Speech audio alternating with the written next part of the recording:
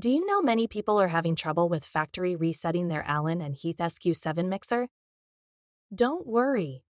In this video, we'll show you how you do this. Let's start. Step 1. Backup data. Before starting the reset, make sure to back up any data you wish to keep using a USB device or the SQ-MixPad app. Step 2. Power off.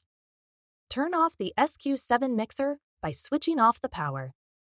Step 3. Hold keys. Press and hold the Q in and F keys simultaneously on the mixer. Step 4. Power on. While holding the keys, turn the power back onto the mixer. Step 5. Start reset.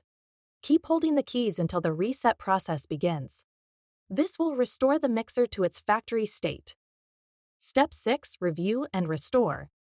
Review the reset configuration and restore any backed up data if necessary. After following these steps, your Allen Heath SQ-7 mixer should be successfully reset to its factory settings. Still need help? Visit our website for the complete manual. There you will also find questions and answers from other Allen and Heath users. Did you find this video helpful? By subscribing, you help us continue to answer users' questions. So, subscribe to our channel. Thanks for watching, and see you in the next video.